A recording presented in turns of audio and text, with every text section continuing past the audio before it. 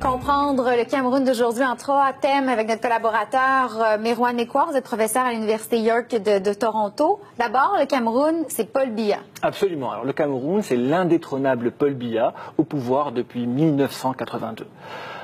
Sur une population totale de 24 millions de Camerounais, 14 millions n'ont jamais connu que lui à la tête du pays.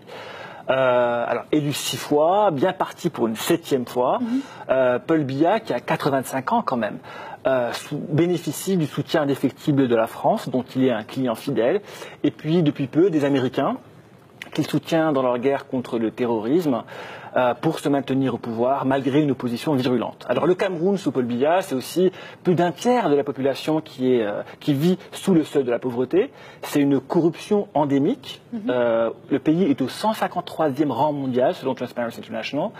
Et c'est aussi de graves violations des droits de l'homme régulièrement dénoncées par les organisations internationales. Et là, j'en comprends qu'il n'est pas encore élu officiellement. C'est pas clair les résultats. Effectivement, ça traîne depuis plusieurs semaines maintenant. Ouais. On aura les résultats dans les semaines qui viennent.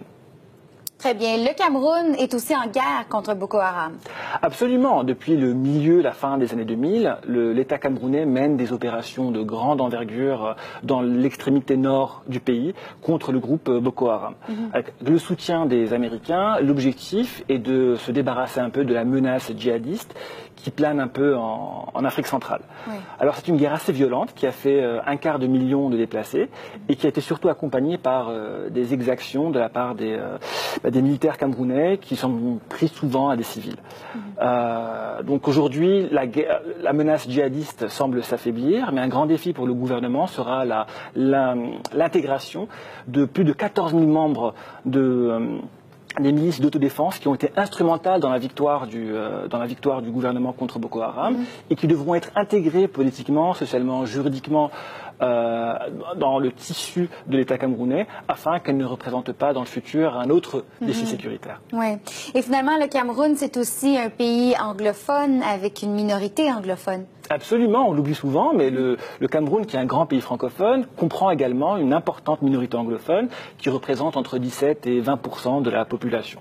Alors c'est une minorité anglophone qui a des griefs importants en termes de droits linguistiques, en termes d'accès à la justice, et qui se sent exclue depuis les années 70 de ce système un peu clientéliste qui a été créé par M. Paul Biya.